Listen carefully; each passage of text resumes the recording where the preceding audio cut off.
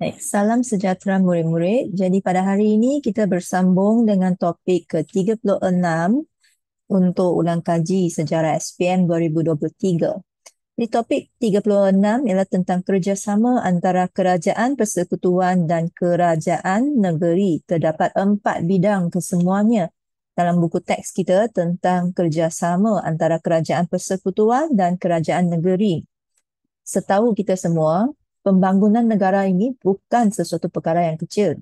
Okay, dia adalah perkara yang amat besar, rumit, melibatkan banyak pihak. Jadi kita sudah tahu sebelum ini negara kita adalah sebuah negara persekutuan.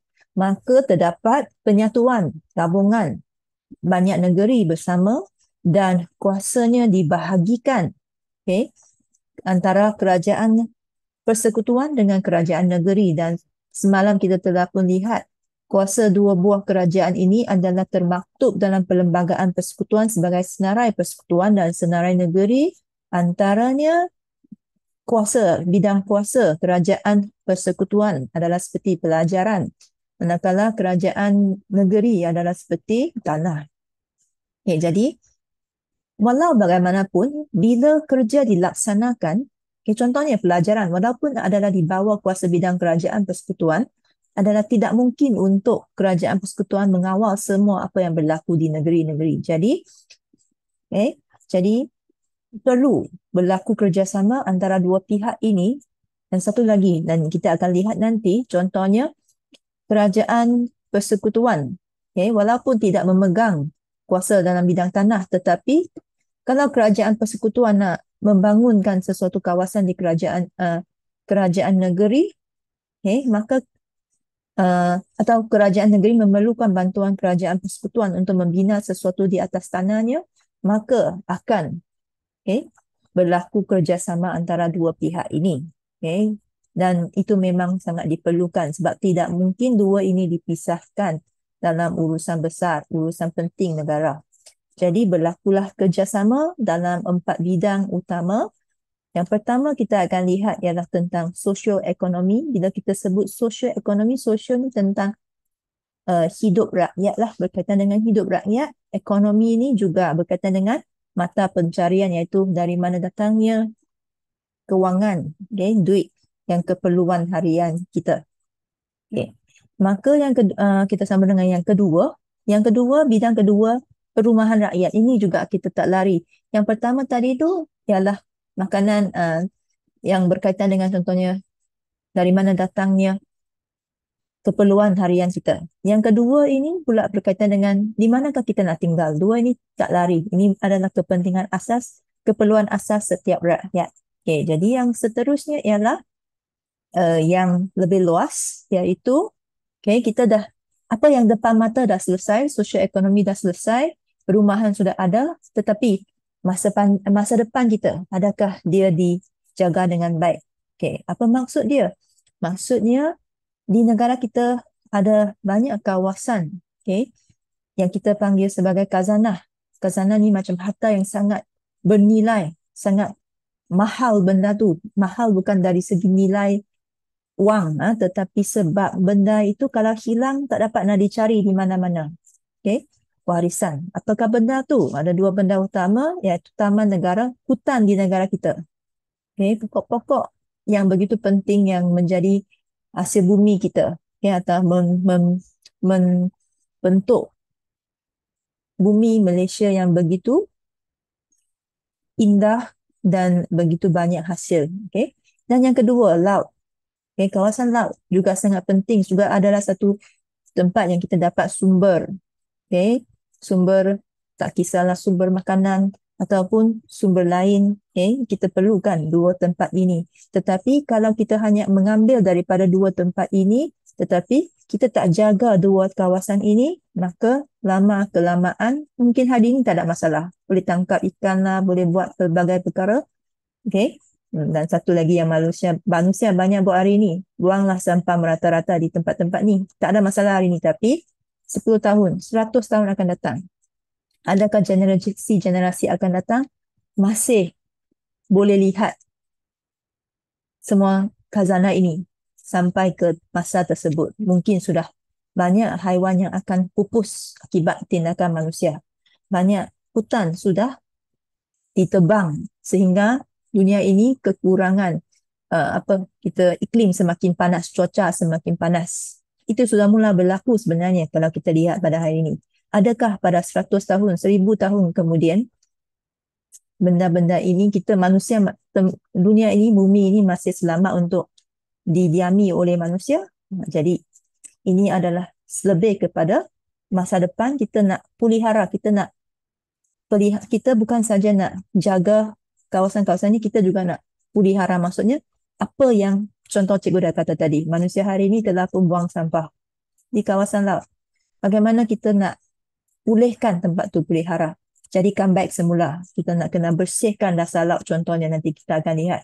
Ada usaha yang dilakukan oleh kerajaan pergi bersihkan, kutip sampah di bawah laut lah, bukan di tepi pantai, di bawah laut pergi kutip sampah. Begitu teruk keadaannya. Itu pelihara. Pengekalan warisan tu, apa yang ada sekarang masih baik, kita nak jaga. Okay, jadi itu ialah yang ketiga. Dan yang keempat ini juga tak kurang pentingnya. Kita sudah boleh makan. Okay.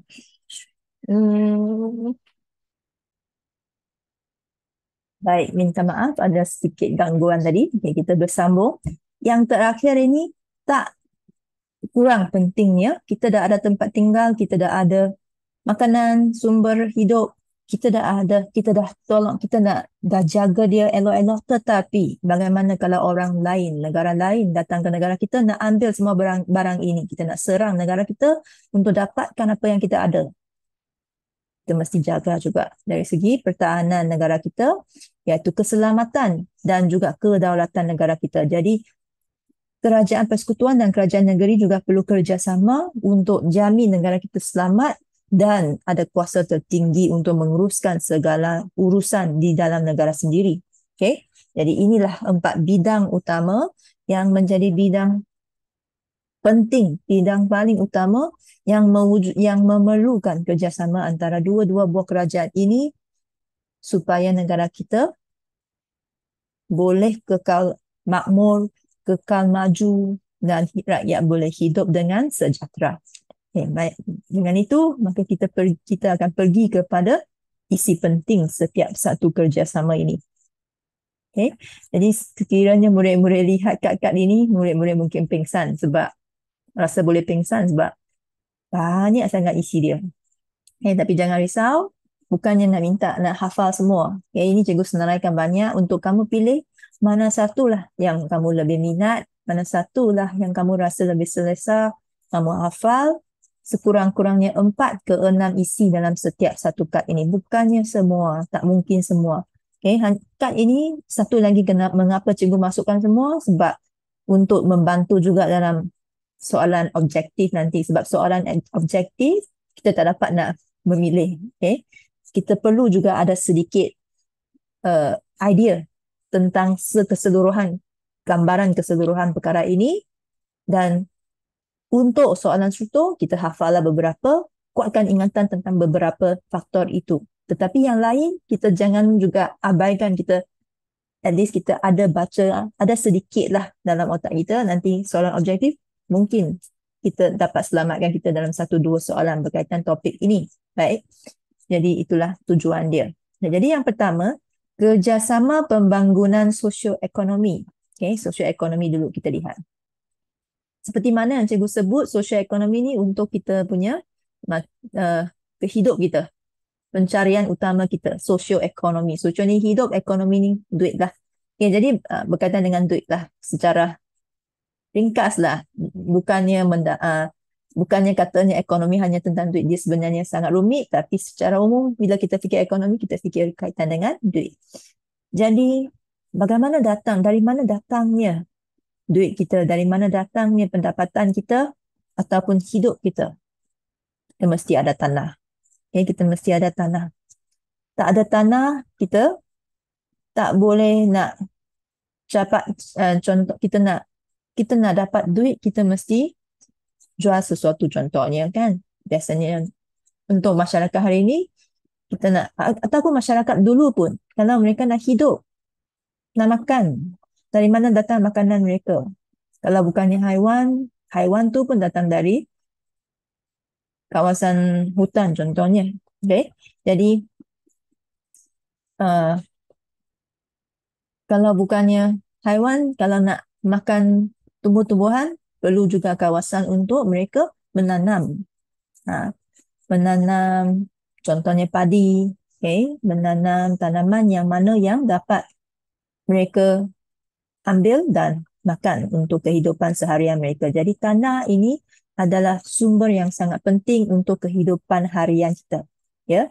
Jadi disebab itu di bawah sosioekonomi yang penting pertama pembangunan tanah. Kita nak kena bangunkan tanah supaya rakyat dapat cari makan dari sana. Okay. Kedua, tanah tu kecil. Okay. Bila kita dah berjaya membangunkan tanah-tanah, kita nak juga luaskan dia ke kawasan lebih besar. Itu ialah pembangunan wilayah. Okay, bila wilayah dah dibangunkan, kemudiannya kerajaan usaha pula kerjasama antara wilayah, iaitu pembangunan koridor wilayah. Koridor itu macam kaki lima kita. Okay. Jadi kita nak sambung dari satu kelas lain, kita jalan melalui kaki lima. Okay. So satu wilayah ke satu wilayah ada koridor yang sambungkan dua wilayah tersebut. Okay. Jadi kita ingatkan macam tu, ini sudah tiga markah. Pembangunan tanah, bila tanah dah sudah okey, kita gabungkan tanah tu jadi wilayah, dan lepas siap wilayah, koridor wilayah, pembangunan koridor wilayah. Jadi selepas itu kita cari tiga lagi isi. Di bawah setiap satu tu, pilih satu huraian yang senang untuk kita ingat. Ya, jadi yang lain itu hanya untuk pengetahuan kita, ada idea sikit. Okay, jadi pembangunan tanah ini dia ada beberapa peringkat. Antaranya semasa awal merdeka, kita ada pembangunan tanah baharu. Semasa itu masih ada banyak tanah yang belum diusahakan lagi. Jadi mereka bukalah tanah baharu.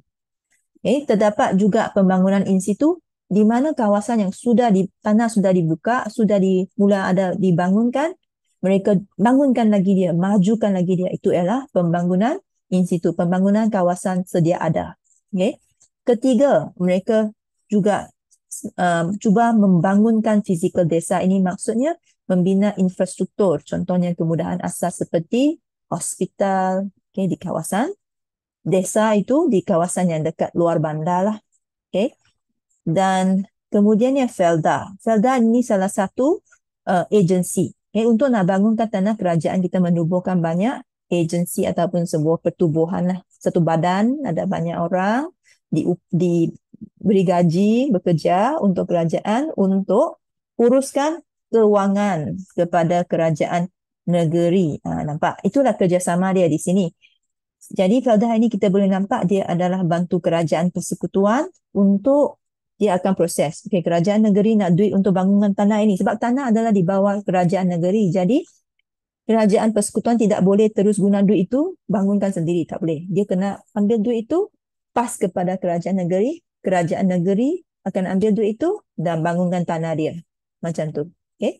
Lepas tu ada Felkra juga yang membantu membangunkan tanah yang terbiar. Maksudnya tanah yang belum disentuh lagi, belum kita bangunkan lagi.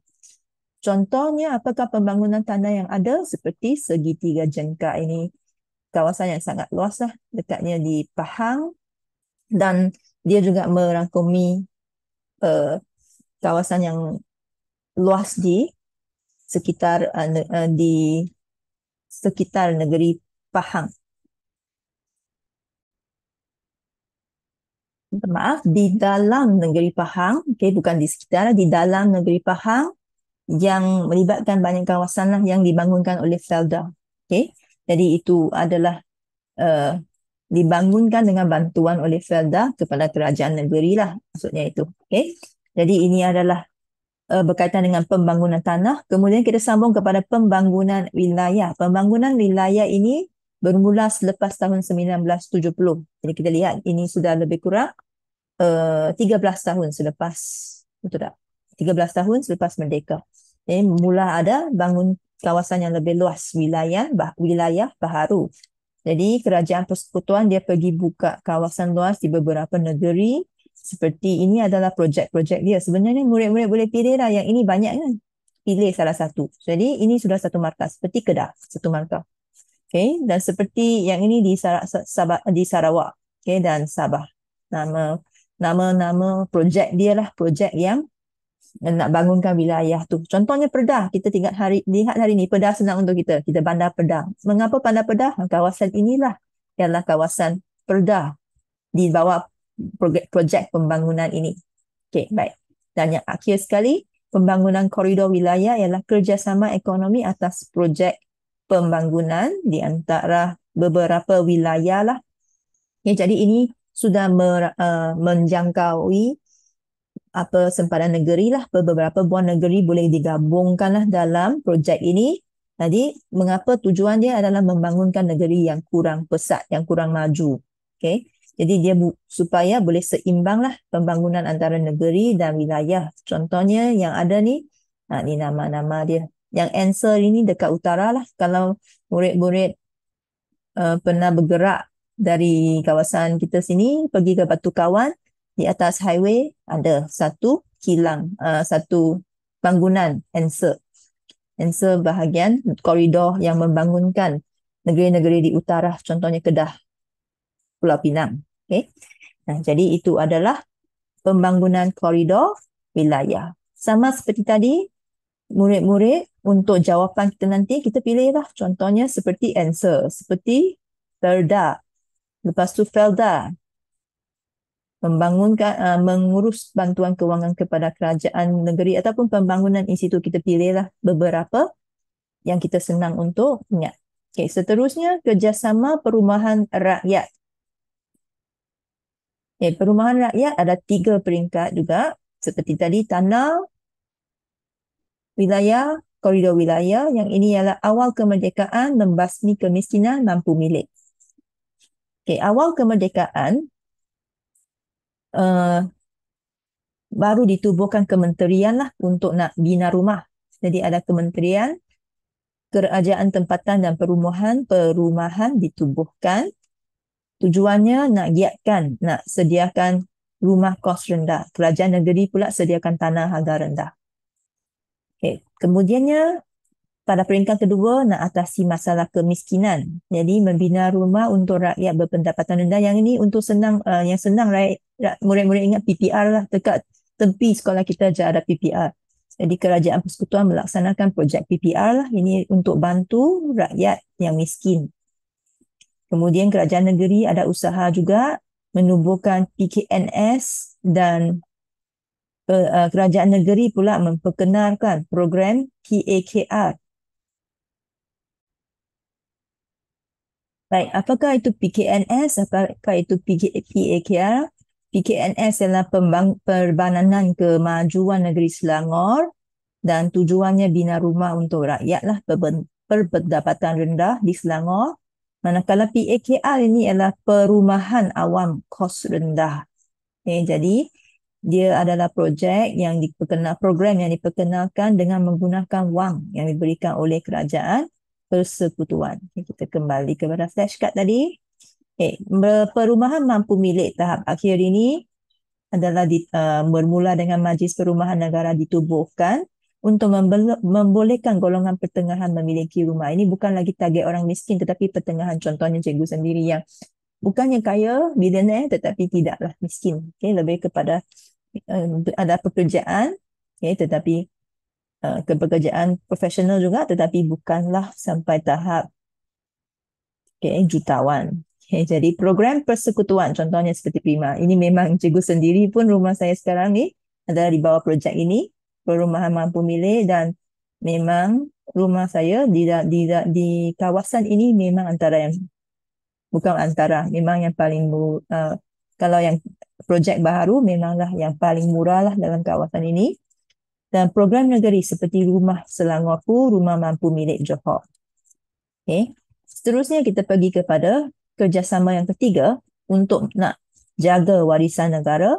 Okay, ada 2 warisan negara utama yang dibincangkan di sini. Yang pertama ialah Taman Negara, yang kedua ialah Taman Laut.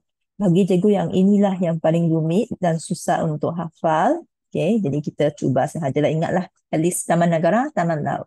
Jadi di bawah Taman Negara tu, macam mana nak uruskan Taman Negara tu, ada Akta, ada undang-undang yang diperkenalkan untuk jaga haiwan liar. Akta Perlindungan Hidupan Liar diwujudkan. Dan apakah jabatan yang uruskan? Jabatannya ialah Jabatan Perhilitan. Okay. Jadi apakah itu perhilitan? Mari kita pergi kepada buku teks. Kita lihat di sebelah atas. Perhilitan, Jabatan Perlindungan Hidupan Liar dan Taman Negara. Okay. Perlindungan Hidupan Liar dan Taman Negara. Baik, kita kembali kepada flashcard. Tapi untuk mudahkan kita, memang kita tak payah jawab lengkap pun. Okay? Itu hanya untuk fahaman kita, dia apakah tujuan jabatan ini, nak jaga hidupan dia dan juga taman negara lah. Okay? Jadi, perhilitan ini, dia ditubuhkan untuk kawasan Semenanjung, kawasan kita ni, dari Perlis sampai ke Johor. Okay? Tetapi untuk Sarawak lain. Sarawak dia ada pertubuhan jabatan dia sendiri, Perbadanan Perhutanan Sarawak yang jaga taman negaranya. Okay, dan juga di Sabah pula ada Jabatan Hidupan Liar Sabah. Okay. Apakah, dan di sini kita boleh bagi contoh lah, seperti Taman Negara. Taman Negara tu salah sebuah taman negara di negara kita, ataupun Taman Negeri Royal Belum di Perak. Taman Negara Kinabalu dan Mulu diiktiraf sebagai tapak warisan dunia UNESCO. Ini besarlah sebab kawasan ini sangat, maksudnya dia sangat berhargalah sehingga dijaga oleh Pertubuhan Antarabangsa PBB. UNESCO ni di bawah PBB. Okey, seterusnya pengurusan taman laut. Taman laut ada 42 buah yang diwatakan di negara kita. Jadi kerajaan persekutuan tugas ia ialah membentuk dasar kerajaan negeri melaksanakan pembangunan pulau. Jadi pada tahun 2007, Jabatan Taman Laut Malaysia yang menguruskan taman laut, tetapi dipindahkan ke Jabatan Perikanan Malaysia pada tahun 2018. Dan tadi cikgu ada sebut, taman laut macam mana nak jaga kalau orang buang sampah ke dalam laut. Sebenarnya kita tak buang ke dalam laut, kita buang di pantai pun dia akan hayut ke laut, ataupun kita buang ke dalam sungai, longkang ke, okay? Mana kawasan yang mengalir ke laut, maka sampah itu boleh berakhir di laut. Dan akhirnya dia boleh menjadi bahaya, ancaman kepada haiwan laut. Okay, kalau kita lihat video di YouTube, ada banyak yang penyu hidung dia ada straw. Okay, sampai mereka mati. Okay, jadi sangat seriuslah masalah ini. Jadi sehingga perlu melakukan aktiviti pembersihan dasar laut di Taman Laut Malaysia. Dan diuruskan oleh taman-taman, untuk Sabah, diuruskan oleh Taman-Taman Sabah. Contoh taman laut ialah Taman Laut di Kedah, Taman Pulau Tiga, okay, atau Kuala Penyu. Okay, jadi dah akhir sekali, keselamatan dan kedaulatan. Bagaimana kita nak jamin keselamatan dan kedaulatan negara kita? Ada dua usaha. Yang pertama berlaku di Sarawak dan satu lagi di Sabah. Mengapa di dua tempat ini? Sebab di dua tempat ini berlaku ancaman besar. Orang luar yang nak masuk. Jadi yang pertama di Sarawak, ancaman oleh siapa? Oleh komunis. Jadi projek yang dilancarkan pada masa itu ialah RASCOM. Okay, RASCOM, Ketua Menteri Sarawak ialah ketualah pengarah operasi RASCOM. Dia selaraskan semua aktiviti pasukan keselamatan, contohnya polis, apa yang polis nak buat, tentera, apa yang tentera nak buat. Okay, jadi akhirnya berjaya memulihkan keselamatan di tengah Sarawak dan RASCOM dibubarkan pada tahun 1995. Jadi dan operasinya semua diselaraslah oleh MKN, Majlis Keselamatan Negara, yang pada yang sebelum ini dipanggil Mageran pada awalnya. Okay, kemudiannya ada kawasan keselamatan khas Pantai Timur Sabah, ini kita namakan ASKOM. Macam mana nak ingat perbezaan dua ni? RASCOM ialah di kawasan Rajang di Sarawak, manakala ASKOM mula dengan I. I ialah timur. Okay.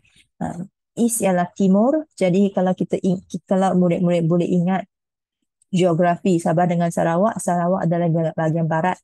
Okay. Timur di kawasan Borneo ialah Sabah. Jadi cikgu ingat sebeginilah. Sabah ialah bahagian kepala anjing tersebut. Selalunya nampak macam anjing, itu bentuk geografi dua negeri ini. Ini kepala tu di bahagian east, di bahagian timur ialah Sabah. Jadi ASKOM East. Okay. Command. Nama penuh dia sekejap. Ini memang benda yang susah nak kita nak hafal, tapi kita perlu jugalah cuba untuk kita tak ambil pengetahuan sedikit lah. Jadi ESCOM itu nama penuh dia Eastern Sabah Security Command. Okay, RASCOM ialah Rajang Area Security Command. So RASCOM itu S dia Security, Com itu Command. Okay, baik. Kita balik kepada flashcard dia tadi. Jadi mengapa ada ancaman di Sabah? Ancamannya ialah pengganas Sulu dari Filipina ni. Mereka rasa Sabah adalah miliki Filipina. Jadi kita melancarkan ESCOM untuk banteraslah menghapuskan ancaman pengganas Sulu untuk meningkatkan keselamatan pantai timur Sabah. Dan ESCOM ini mengawasi keselamatan di 10 daerah pantai timur Sabah dan cuba mengembalikan ketenteraman pantai timur Sabah. Dalam proses ini, ESCOM integrasi, maksudnya menyelaraslah agensi keselamatan sama seperti RASCOM tadi, seperti ATM ni Angkatan Tentera Malaysia, PDRM ni Polis Diraja Malaysia, dan APMM. APMM ni siapa? APMM ini kita lihat balik. Ini kadang-kadang banyak sangat akronim dia, kita susah. Agensi Penguatkuasaan Maritim Malaysia. Patutlah susahkan maritim ni di kawasan laut. Ini Penguatkuasaan Maritim Malaysia. Okey, baik. Dengan itu kita kembali kepada flashcard. Okey, itulah usaha dalam menjamin keselamatan dan kedaulatan di negara kita antara kerajaan persekutuan dan kerajaan negeri. Dengan itu, kita bergerak kepada latihan hari ini. Kita gunakan modul Pascal, muka surat 58. Okey. Jadi, kita mula dengan pembangunan sosioekonomi, kerjasama dalam pembangunan sosioekonomi. Jadi, kita tak boleh mulakan dengan pembangunan sosioekonomi sahajalah. Lebih senang, lebih logik dia, kerjasama dalam aspek pembangunan sosioekonomi termasuklah macam ni senang sikit untuk kita bina. Kadang-kadang susah kita guna cara ni, kita senang nak sambung antara kerjasama dalam aspek pembangunan sosial ekonomi termasuklah pembangunan, ingat tanah dulu, dan sebab kita tak mahu guna koma, so dua isi dulu walaupun ada tiga, kita tahu pembangunan wilayah. Tetapi kalau murid-murid nak sambung, boleh je. Ingat tak wilayah, ada wilayah apa yang dibangunkan? Perda. 3 markah dah. Tanah. Tanah tu seperti segitiga jengkar. 2 markah dah. 4 markah dah sebenarnya. Macam ni je. Tapi untuk selamat kita tambah satu lagi. Pembangunan koridor wilayah. 5 markah, tapi kita dapat juga 4 lah. Sebab markah penuh ialah 4. Kita sambung pula kerjasama penyediaan perumahan rakyat. Ini sudah mula dengan kerjasama, jadi kita terus guna sajalah perkataan dia. Kerjasama penyediaan perumahan rakyat ialah perumahan, ingat, awal kemerdekaan, dan perumahan mengatasi kemiskinan.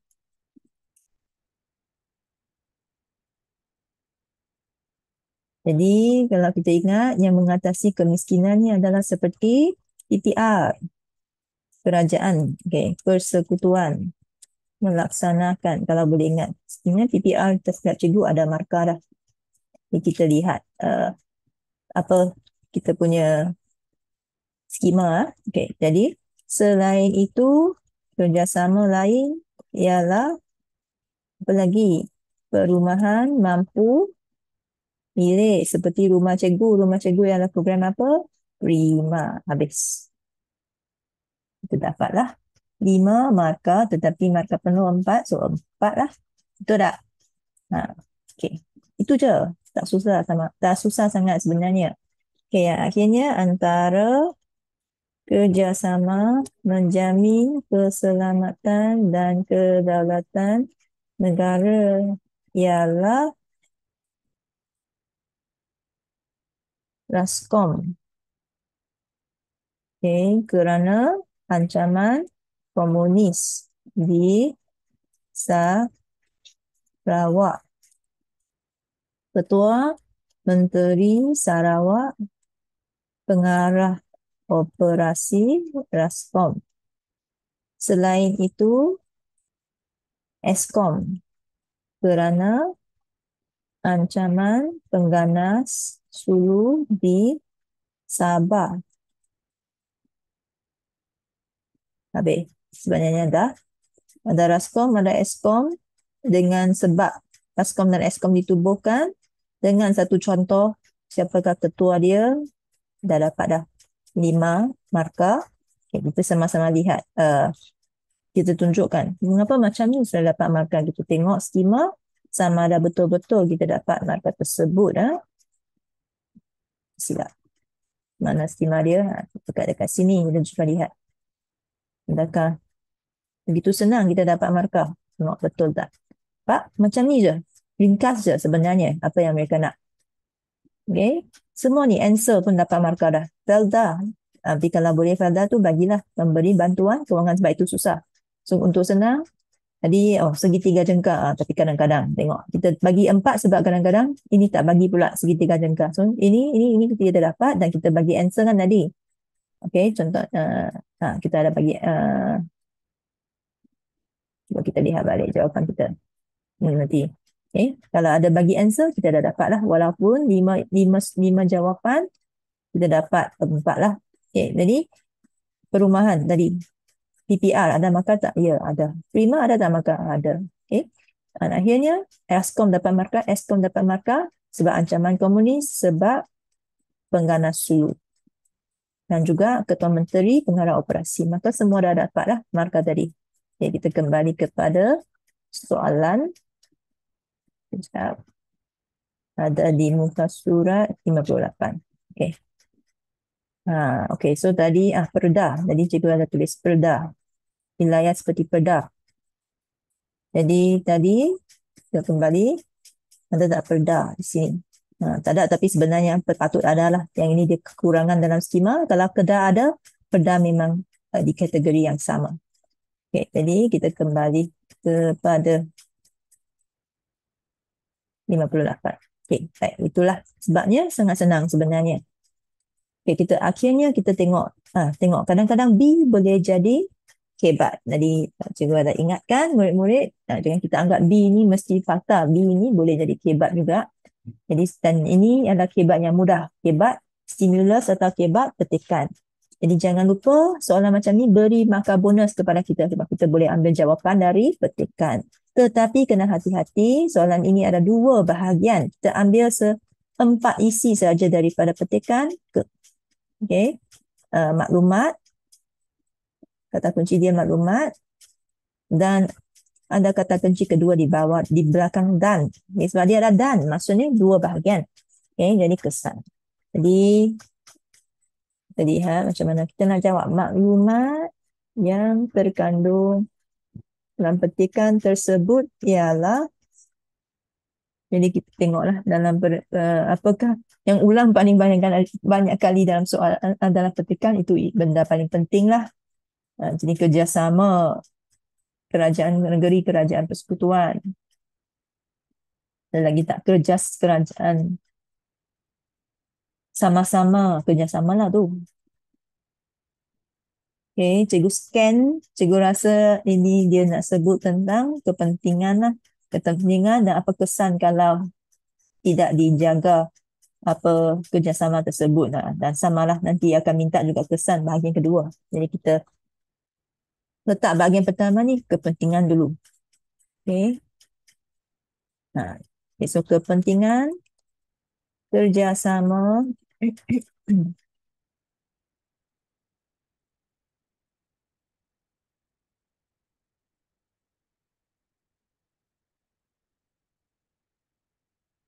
tak, mungkin dia kurang sesuai. Kerjasama kerajaan negeri dan kerajaan persekutuan penting untuk kita tambah sikit lah. Dia cakap untuk kepentingan rakyat. Apa yang paling penting untuk rakyat untuk hidup sejahtera lah, untuk kesejahteraan rakyat. Okay. Perenggan kedua. beliau berkata kerajaan perpaduan yang dibentuk ketika ini mempunyai makna yang lebih besar dalam memacu. Dah.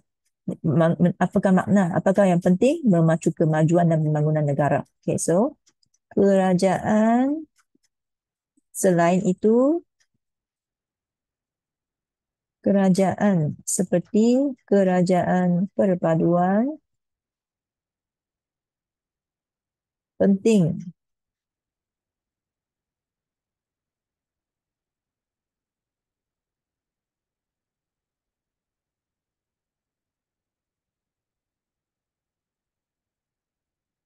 kerjasama. Kita tambah kat depan.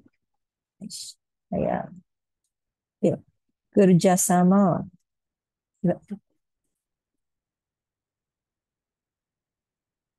Leb- hmm, penting untuk kerajaan seperti kerajaan perpaduan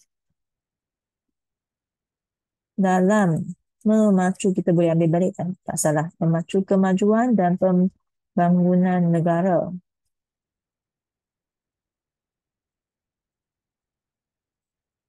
Di samping itu, kerjasama tersebut juga akan menjamin, dia cakap menimbul ketidakstabilan, kan kita terbalikkan. Maksudnya kalau kerjasama akan menjamin kestabilan politik negara. Okay, malah untuk kemajmukan, penting soal kemajmukan tu perpaduan lah. Sebab kita ada rakyat pelbagai, kemajmukan tu kita ada rakyat pelbagai kaum. Okay, jadi uh, kemajuan. Hal ini kerana negara kita terdiri daripada pelbagai kaum. Okay. Ini untuk membentuk Malaysia menjadi sebuah negara yang stabil politiknya dan ekonomi. Okay, kita belum lagi guna bahagian ekonomi. Oleh itu, dapat membentuk Malaysia menjadi sebuah negara yang stabil politik, sebuah negara yang mempunyai politik yang stabil dan ekonomi. Kita ikutlah, dia ada rancak. Contohnya, kita boleh guna short sikit juga, nampak boleh sesuai. Contohnya, dapat menarik kedatangan pelabur asing. Okay. Kesannya, uh, pertumbuhan, kita guna balik sajalah ayat ketikan, ekonomi penting kerana dapat menjadikan rakyat hidup sejahtera. Okay, habis. Ini untuk maklumat. Sambung kesan. Kesan terhadap negara jika kerjasama tersebut. Kita hanya terbalikkan apa yang kita dah tulis tersebut, ataupun sini kita nampak dah kesan, maka ialah akibat kesan tersebut kita, tapi di sini dia cakap diabaikan. Diabaikan maksudnya dia tak kisah tentang kerjasama itu. Tak ada kerjasama. Okay, maksudnya dia negatif. Jadi kita kena tukarlah. Diabaikan ialah politik negara ada ya, okay, di sini lebih baik kita lengkapkan sikit, adalah akan menjadikan politik negara tidak stabil. Kesannya negara tidak aman. Uh, hal, eh, hal ini akan menyebabkan negara tidak aman. Oleh itu, imej negara terjejas dan kedaulatan negara boleh tergugat. Ini banyaklah jawapan dia. Contohnya, berlaku. Ini kita terbalikkan. Biasanya cikgu bagi campur tangan mengelakkan campur tangan kuasa asing. Sini kita tulis terbalik. Jadi berlaku campur tangan kuasa asing dalam negara kita. Kesimpulannya, rakyat hidup politik negara tidak stabil dan rakyat hidup susah adalah kesan terhadap negara jika kerjasama tersebut diabaikan. Okay, kalau kita lihat sini berapa isi kita dah tulis 1, 2, 3, 4, 5, 6. Tu selamatlah kita 6 walaupun 4 markah bahagian ini. Okay, jadi untuk elakkan kalau isi kita tak sesuai nanti dipotong markah mana yang mungkin. Okay, jadi itulah jawapannya untuk soalan hari ini. Okay, jadi semoga dapat dimanfaatkan untuk SPM nanti. Sekian, terima kasih.